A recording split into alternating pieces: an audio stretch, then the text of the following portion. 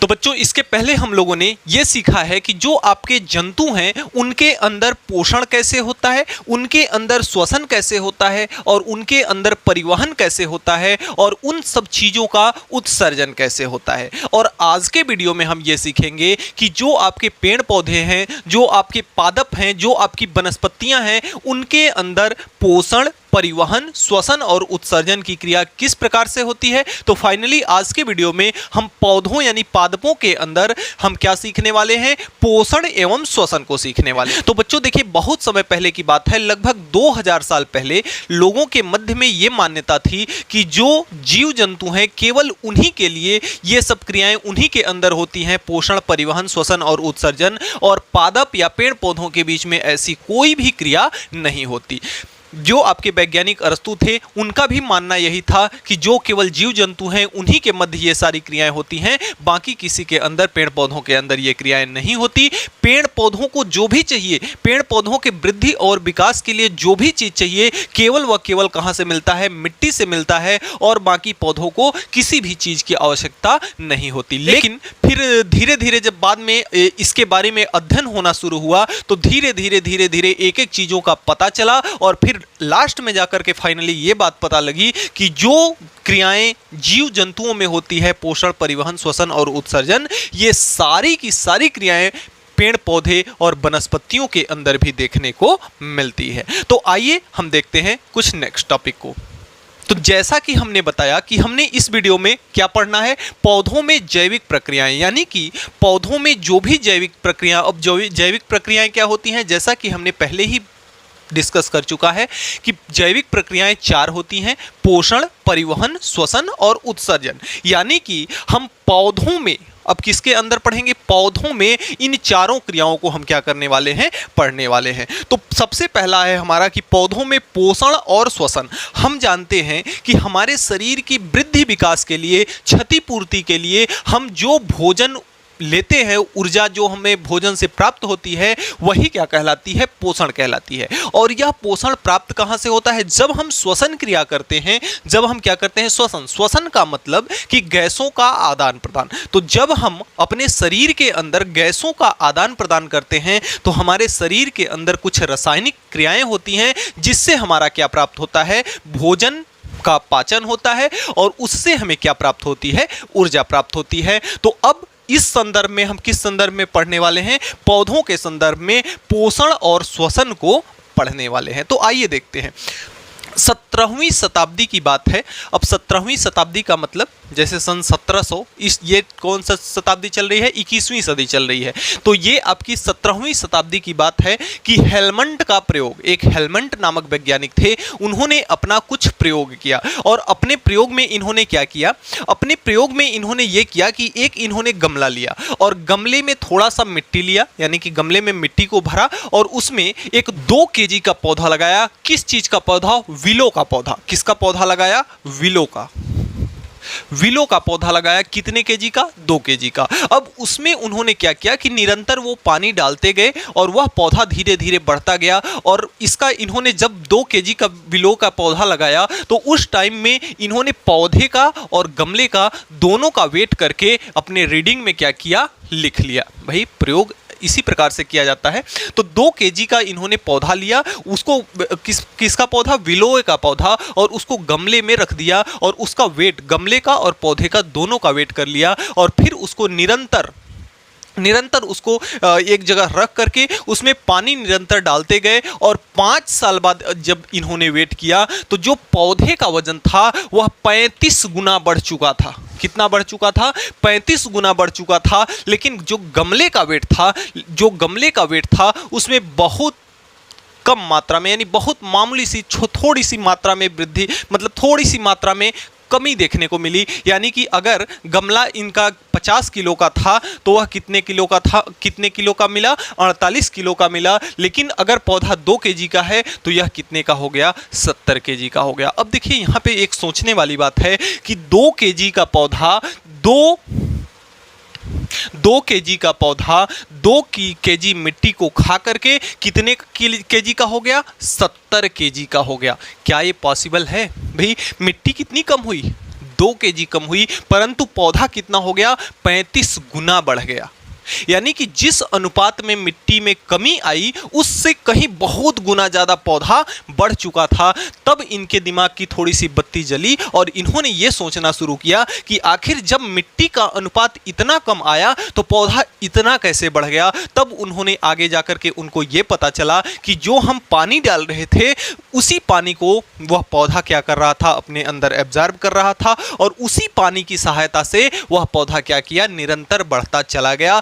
तो एक भ्रम तो जाकर के यहाँ पे ये टूटा कि जो भ्रम पहले था कि जो पौधा होता है केवल व केवल मिट्टी की सहायता से बढ़ता है, जितनी भी पोषक तत्व चाहिए होती है उसको मिट्टी से मिलती है, तो ये भ्रम जाकर के टूट गया कि मिट्टी ही नहीं बल्कि पानी भी सहायक है उसके वृद्धि और विकास में। तो जो आपका 17वीं शताब्दी में हेलमंट का जो प्रयोग था उसके द्वारा यह निष्कर्ष निकला कि पौधों को बढ़ने के लिए मिट्टी ही नहीं बल्कि पानी की भी क्या होती है? आवश्यकता होती है।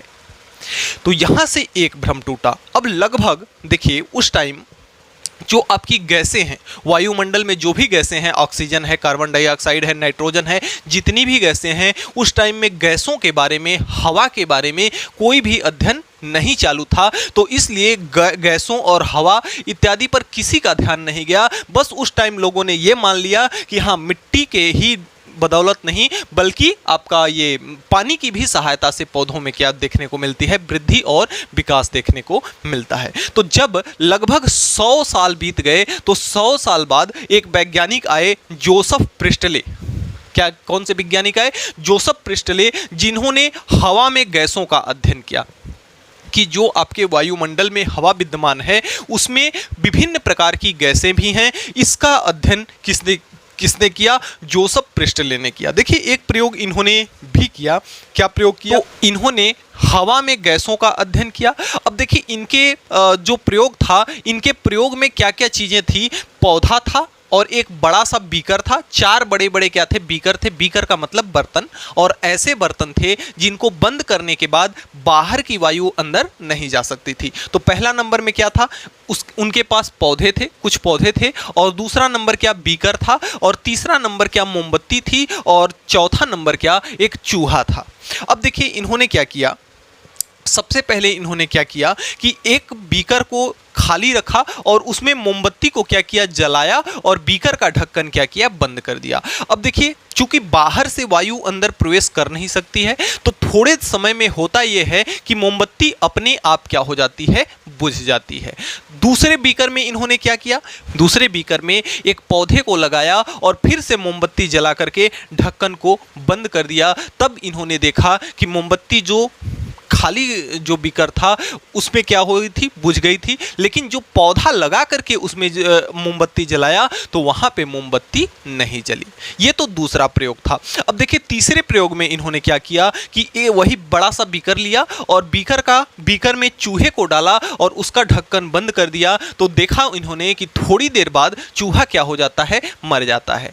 और चौथे बीकर में इन्होंने क्या किया? चौथे बीकर में एक पौधे को लगाया और उसमें एक चूहे को डाल दिया, फिर से ढक्कन बंद कर दिया। तो देखा इन्होंने कि चूहा क्या हुआ? मरा नहीं, चूहा क्या है? जिंदा है। अब देखिए इनसे निष्कर्ष क्या निकलता है? इनसे निष्कर्ष ये निकलता है, देखिए पहले बीकर में इन्होंने क्या किया था? केवल मोमबत्ती को जलाया था और बाहर की हवाओं का प्रवेश क्या कर दिया था? बंद कर दिया था। तो इससे हुआ ये कि उसके अंदर की जो ऑक्सीजन थी वो जब खत्म हो गई तो मोमबत्ती अपने आप क्या हुई? बुझ गई। यानी कि आग को जलने के लिए, मोमबत्ती को जलने के लिए ऑक्सीजन या अन्य गैसों का होना जरूरी है। ऑक्सीजन का, फाइनली ये मानिए कि ऑक्सीजन का होना क्या है? जरूरी है। अब देखिए दूसरे में क्या हुआ कि जब इन्होंने चूहे को बंद कर दिया तो उसमें बाहर की हवा जा नहीं सकती है, बाहर की ऑक्सीजन जा नहीं सकती है, और बिना ऑक्सीजन के कोई जिंदा रहना संभव ही नहीं है। इसलिए चूहा क्या हो गया? मर गया। लेकिन जब उन्होंने पेड़ को लगाया, पेड़ को लगा करके चूहा को रखा और बीकर को बंद किया, तो उन्होंने ये देखा कि भाई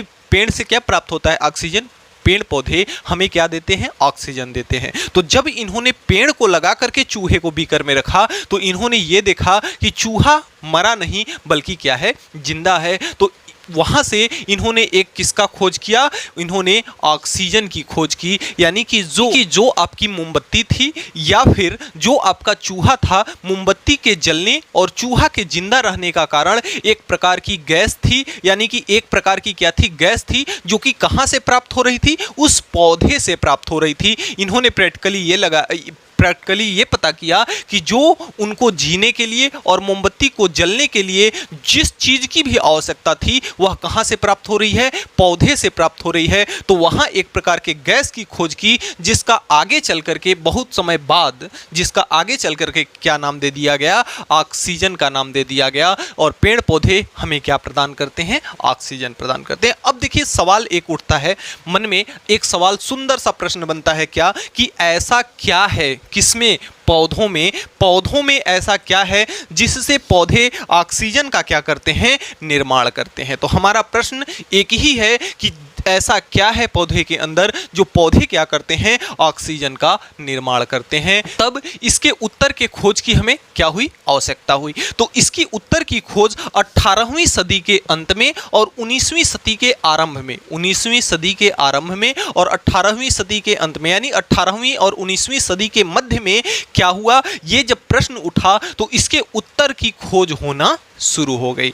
तब आइए देखते हैं हम कि इसके उत्तर में हमें क्या प्राप्त होता है। तब तक चाहें तो आप इसका स्क्रीनशॉट ले सकते हैं। तो बच्चों सवाल हमारा ये था कि पौधों में आखिर ऐसा क्या है जिससे वे ऑक्सीजन को क्या करते हैं, तैयार करते हैं। तो ये 18वीं सदी की बात है। कौन सी सदी की बात है, 18वीं सदी में इगिनहाउस नामक जो वैज्ञानिक थे, 18वीं सदी में इगिनहाउस नामक वैज्ञानिक ने इसका पता लगाया। इसके प्रश्न के उत्तर को ढूंढने के लिए जो आपके जंतुओं के अंदर जैविक क्रियाएं थी, इनकी खोज पूर्णतः हो चुकी थी। तो इनके खोज के अंदर क्या हुआ, जैसे हमने डाइजेटिव सिस्टम पढ़ा तो उस टाइम मैंने आपको समझाया था कि जो भी हमारे अंदर जो खाना होता है वह लास्ट में पच करके, उसका लास्ट में पाचन होकर के वह किस में परिवर्तित हो जाता है, ग्लूकोज में परिवर्तित हो जाता है। किस में परिवर्तित हो जाता है, ग्लूकोज में। तो देखिए ग्लूकोज में वह खाना किस में परिवर्तित हो गया, ग्लूकोज में। और जो हम श्वसन क्रिया द्वारा ऑक्सीजन लेते हैं तो ग्लूकोज का जो सूत्र होता है आपका C6H12O6 होता है। अब देखिए हमारा जो सारा खाना है वह सब खाना किस में परिवर्तित हो गया, ग्लूकोज में। अब हमने जब श्वसन क्रिया किया, श्वसन क्रिया में जब हमने ऑक्सीजन को ग्रहण किया तो ऑक्सीजन को ग्रहण किया यानी कि किसको ग्रहण किया, O2 को। मान लेते हैं 6 मॉलिक्यूल में अगर O2 को ग्रहण करेंगे तो इससे देखिए हमारे शरीर के अंदर कौन सी रासायनिक क्रियाएं होंगी। यह जो O2 है, 6 मॉलिक्यूल में जो O2 है, इस 6C के साथ, यानी 6 मॉलिक्यूल में C के साथ यह O2 जोड़ करके, भाई देखिए C कितना है, 6 है, O2 कितना है, 6 है। तो 6 मॉलिक्यूल में C कितना है, 6, तो C 6 हो गया और इसके साथ C के साथ कौन जुड़ गया, O2। तो ये आपका बन गया CO2, जो कि आपका क्या है, कार्बन डाइऑक्साइड गैस है, जो कि क्या है, कार्बन डाइऑक्साइड गैस है। किसी भी गैस को निरूपित करने के लिए, दर्शाने के लिए हम एक इस प्रकार का एरो का उपयोग करते हैं ताकि ये पता लगे कि यह गैस है, यानी ऊपर उड़ सकती है। अगर इसको खोल दिया जाए तो यह उड़ सकती है। तो यहाँ पे बना आपका CO2 और बचा क्या, H12O6। तो H12O6 को हम H2O भी तो लिख सकते हैं। अगर इसको भी हम 6 मॉलिक्यूल में बना दें, इसको भी हम कितने में बना दें, 6 मॉलिक्यूल में बना दें, तो 6 दूना 12, H की संख्या कितनी हो गई, 12, और O से जब 6 में गुणा किया जाएगा यहाँ तो कितना हो जाएगा, 6O। तो 6O और H 12। यानी कि कहने का मतलब यह हुआ कि जो जंतुओं में जो पाचन होता है उसमें अंतिम में ग्लूकोज बनता है, उसकी क्रिया अगर हम ऑक्सीजन के साथ करा दें तो हमें क्या प्राप्त होता है, कार्बन डाइऑक्साइड और जल प्राप्त होता है। तो क्या हम इसी रिएक्शन को उल्टा कराएं, इसी रिएक्शन को उल्टा कराएं, क्योंकि हमारे पौधे क्या हैं, ऑक्सीजन को ग्रहण करते हैं, कार्बन डाइऑक्साइड को छोड़ते हैं। हमारे और पौधों के बीच में, यानी जंतुओं और पौधों के बीच में जो भी क्रियाएं हैं एक दूसरे के लगभग अपोजिट सी दिखाई देती हैं। तो अगर इसमें हम इधर से जा रहे हैं तो अगर हम इसमें क्या करें, इधर से इधर आए, तब क्या होगा, जो आपके वैज्ञानिक थे इगिन हाउस, इन्होंने 18वीं सदी में इसी इक्वेशन को जस्ट बदलने का प्रयास किया और इसको जब इन्होंने प्रकाश की उपस्थिति में बनाया तो एक अजूबा देखने को मिला। वह अजूबा क्या था कि जो आपका CO2 यानी कि क्या है, जो आपकी कार्बन डाइऑक्साइड है, कार्बन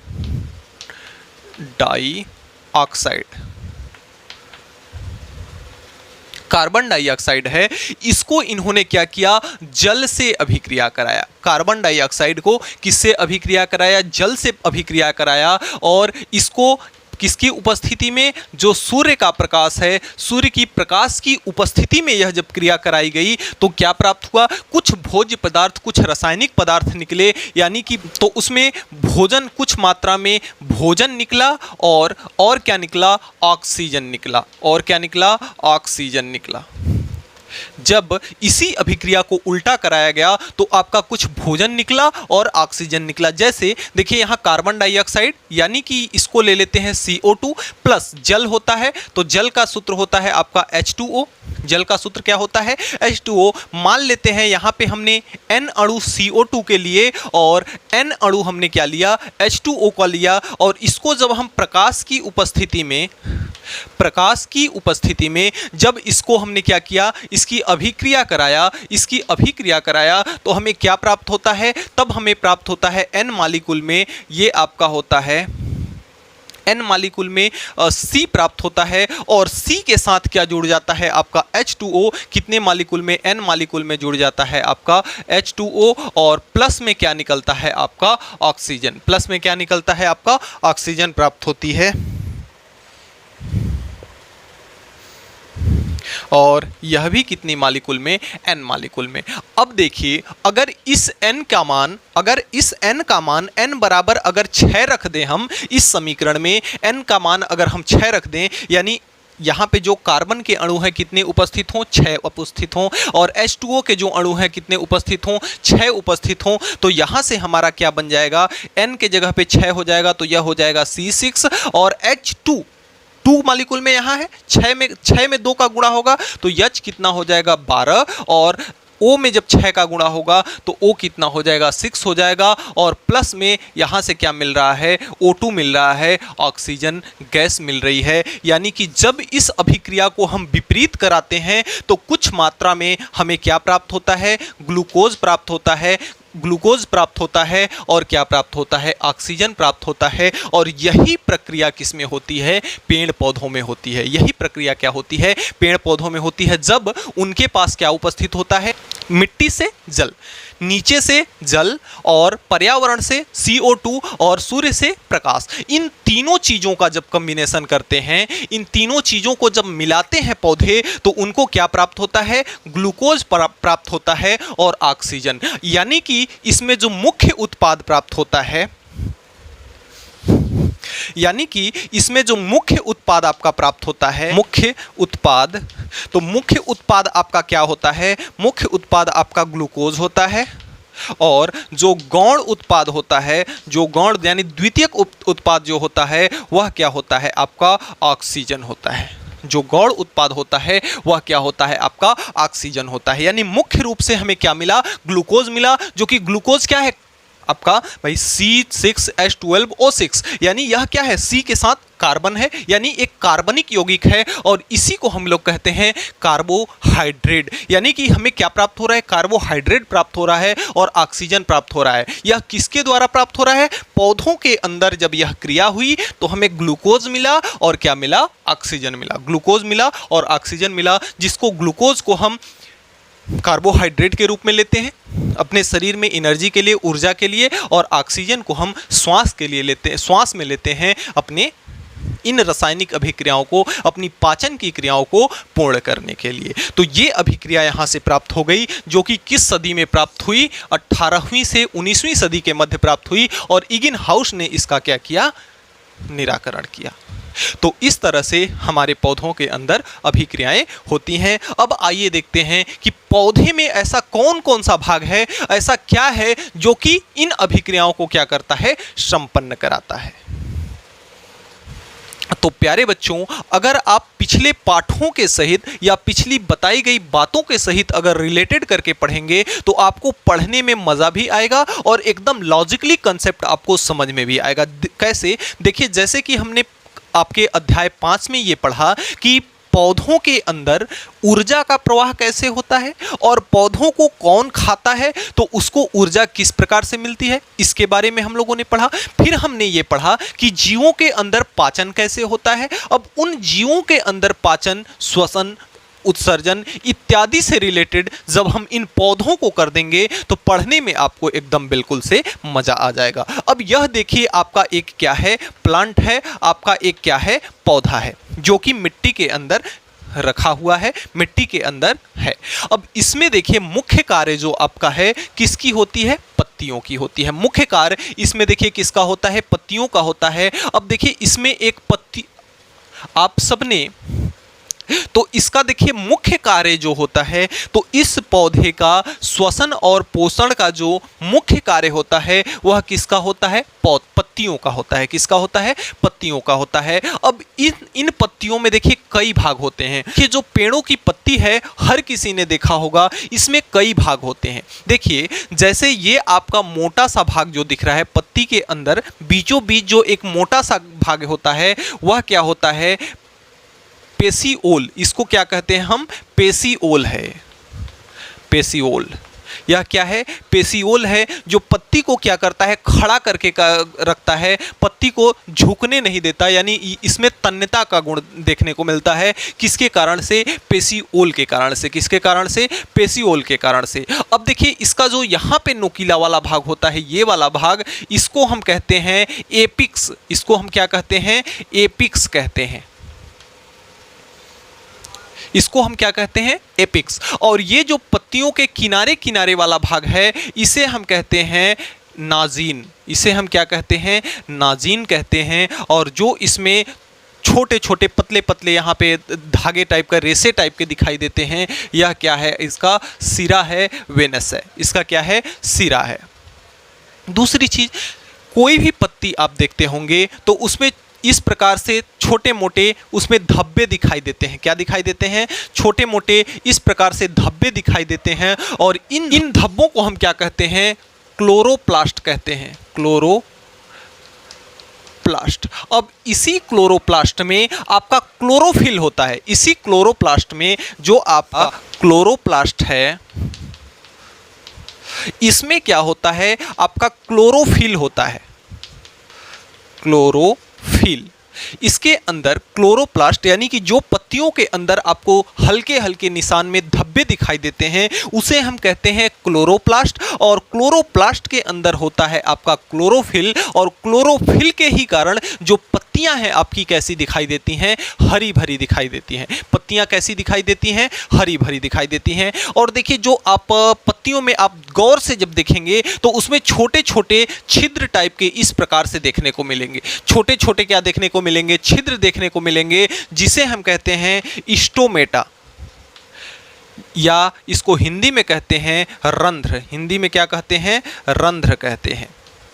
हिंदी में क्या कहते हैं? रंध्र कहते हैं। तो देखिए, यहाँ पे मुख्य रूप से मैं जो आपको बता रहा हूँ, मुख्य रूप से में एक तो आपका क्लोरोप्लास्ट है जो कि क्या करता है? सबसे पहला चीज कि आपका पेसियोल पत्ती में तन्यता का गुण लाता है, पत्ती को झुकने नहीं देता। और ये आपका एपिक्स कहते हैं इसको। और जो पत्तियों के किनारे का भाग है उसे हम नाजीन कहते हैं। और जो पत्तियों के अंदर छोटे छोटे धब्बे के रूप में दिखाई देता है उसे हम कहते हैं क्लोरोप्लास्ट। और उस क्लोरोप्लास्ट के अंदर आपका होता है क्लोरोफिल, जो जिनकी कारण से पत्तियों का रंग हमेशा क्या होता है? हरा भरा आपको दिखाई देता है। और अगला आपका है, इसमें जो छोटे छोटे आपको छिद्र टाइप के दिखाई देंगे वह क्या कहलाता है? स्टोमेटा कहलाता है। आपका रंध्र कहलाता है। स्टोमेटा यानी कि रंध्र कहलाता है। और जो रंध्र का काम होता है, जो आपका रंध्र का काम होता है वह क्या करता है? दो चीजें करता है। एक तो गैसीय विनिमय।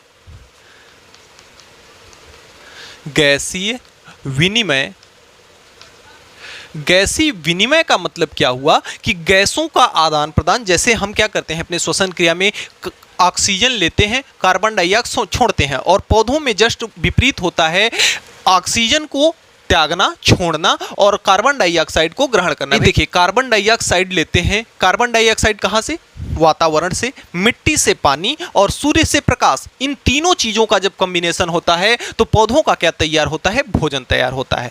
तो जो उन भोजन को तैयार करने में जो गैसीय विनिमय होता है, यानी कार्बन डाइऑक्साइड और ऑक्सीजन का जो आदान प्रदान होता है, किसके माध्यम से होता है? रंध्रों के माध्यम से होता है। और अगला है वाष्प उत्सर्जन, वाष्प उत्सर्जन। और अगला काम वाष्प उत्सर्जन है, यानी कि वाष्प को जब भाई देखिए क्या है, पृथ्वी से जल की मात्रा को पेड़ उठाएगा तना के माध्यम से, जड़ के माध्यम से, और जड़ के माध्यम से जब उठाएगा तो उसके अंदर कुछ रासायनिक अभिक्रियाएं होंगी। तो जिस प्रकार से हम लोग क्या करते हैं, पानी पीते हैं और मूत्र का त्याग करते हैं, यानी हमारे शरीर के अंदर जो बेकार पानी रहता है उस पानी का त्याग करते हैं, ठीक उसी प्रकार से इनके खाना बनाने के बाद, खाना बनने के बाद, इनको शरीर में पानी मिलने के बाद जो पानी व्यर्थ रूप में रहता है, अपशिष्ट रूप में रहता है, उनको बाहर निकालना भी जरूरी है। तो यानी कि उनको बाहर निकालने का काम कौन करता है? रंध्र करता है, जिसे हम कहते हैं वाष्प उत्सर्जन। तो ये आपके पत्ती की कुछ संरचना और इनके कुछ पार्ट रहे। अब आइए मैं इनसे जो संबंधित महत्वपूर्ण जो पार्ट हैं उन पार्टों को लिखता हूं, फिर आगे आपको समझाता हूं। तो बच्चों अगले क्रम में हमारे कुछ महत्वपूर्ण पॉइंट हैं, आइए इन पॉइंट्स को देख लेते हैं हम। तो देखिए यहाँ पे हम बात करेंगे किसकी? पत्तियों की, जिसे अंग्रेजी में कहते हैं लीफ। क्या कहते हैं? लीफ कहते हैं। तो फर्स्ट पॉइंट है कि यह पौधों का पार्श्व भाग है, यानी कि लिटरल भाग है। कौन सा भाग है? लिटरल भाग है, यानी कि पार्श्व भाग है, बाहरी भाग है। कौन सा भाग है? लिटरल भाग है। अगला है प्रकाश संश्लेषण के द्वारा क्या होता है? गैसों का विनिमय होता है। किसके माध्यम से? पत्तियों के माध्यम से। पत्तियों के माध्यम से प्रकाश संश्लेषण द्वारा गैसों का क्या होता है? विनिमय होता है, आदान प्रदान होता है। छोटे छोटे छिद्रों को हमने बताया आपको पत्तियों में कि जो छोटे छोटे छिद्र दिखाई देते हैं उनको हम क्या कहते हैं? स्टोमेटा कहते हैं, रंध्र कहते हैं। अगला पॉइंट कि अतिरिक्त जल को पत्तियों द्वारा क्या किया जाता है? वाष्पोत्सर्जन किया जाता है। पौधों में जो अतिरिक्त जल होता है, जो अपशिष्ट जल होता है, जो बेकार जल होता है, उनको क्या कर दिया जाता है? पत्तियों द्वारा ही वाष्पोत्सर्जन किया जाता है। यानी कि पेड़ में जो अतिरिक्त पानी की मात्रा है उसको निकालने के लिए किसको काम में लिया जाता है? पत्तियों को काम में लिया जाता है। अगला है वाष्पोत्सर्जन में ऊष्मा और जल दोनों की हानि होती है। कैसे? देखिए, जब पत्तियां क्या करेंगी? जल को बाहर निकालेंगी तो किस रूप में निकालेंगी? वाष्प के रूप में निकालेंगी। और जब वाष्प के रूप में निकालेंगी तो देखिए वो भूमि से जल नहीं रहेगा पेड़ के पास, तो वह जल क्या करेगा? खींचेगा, जल पृथ्वी से लेगा। इस तरह से उसको जल की भी हानि है। और जब उसको उष्मा यानी गर्म करके पत्तियां उसको वाष्प के रूप में उड़ा देंगी, तो जब गर्म होगा तो उसमें वाष्प भी होगा, तो उसमें जल और वाष्प दोनों की हानि होगी, जल और उष्मा दोनों की हानि होगी। भाई उष्मा उसको मिलेगी तब तो पानी को गर्म करेगा, और जब पानी गर्म होगा तब तो पानी उड़ेगा, ऐसे तो पानी उड़ नहीं जाएगा। तो पानी को सबसे पहले गर्म किया जाएगा और गर्म करने के बाद पानी उड़ेगा। तो पानी उड़ रहा है तो जल की भी हानि हो रही है, और चूंकि उसको गर्म किया जा रहा है तो उष्मा की भी हानि होती है। तो यानी कि इसमें जल और उष्मा दोनों की हानि होती है। अब देखिए मजे की बात यह है, तो देखिए यहाँ से एक आपका प्यारा सा कंसेप्ट निकल के आता है कि आखिर पेड़ों में पतझड़ क्यों होता है। तो आइए एक लाइन में हम जान लें। हम जानते हैं कि पेड़ों की जो पत्तियां होती हैं उनके द्वारा कौन सी क्रिया कराई जाती है? वाष्पोत्सर्जन क्रिया कराई जाती है, जिसमें उष्मा और जल दोनों की हानि होती है। और इन हानि को बचाने के लिए क्या करता है? पेड़ उष्मा की हानि को बचाने के लिए पत्ते को गिरा देता है, और जल की मात्रा को बचाने के लिए पेड़ में क्या देखने को मिलता है? पतझड़ देखने को मिलता है। पेड़ अपने पत्तों को क्या करता है? गिरा देता है, ताकि पानी की कमी महसूस ना हो। भाई गर्मी के दिनों में क्या होता है? पतझड़ होता है। और गर्मी के दिनों में पानी की, तो देखिए गर्मी के दिनों में क्या देखने को मिलता है? पतझड़ देखने को मिलता है। और गर्मी के दिनों में पानी की क्या होती है? कमी होती है। और उस पानी की कमी की भरपाई करने के लिए पेड़ क्या करते हैं? अपनी पत्ती गिरा देते हैं, ताकि पानी और उष्मा की हानि ना हो सके। और ठंडी के दिनों में क्या करते हैं? उष्मा की हानि को बचाने के लिए पेड़ अपने क्या करते हैं? पत्ते गिरा देते हैं। तो इस तरह से हम इस कॉन्सेप्ट को समझ सकते हैं। अगले क्रम में पत्तियों का जो मुख्य कार्य होता है हमने बताया प्रकाश संश्लेषण, वाष्पोत्सर्जन और आपका क्या है? वाष्पोत्सर्जन और गैस विनिमय है, गैसों का आदान प्रदान है। क्लोरोफिल के कारण पत्तियों का रंग हरा होता है, जैसा कि मैंने बताया ही। और सॉरी स्टोमेटा जो आपका है, जो आपके रंध्र हैं, वह क्या करते हैं, स्टार्च को शर्करा में बदल देते हैं। जो आपके रंध्र हैं वह स्टार्च को क्या करते हैं, शर्करा में बदल देते हैं।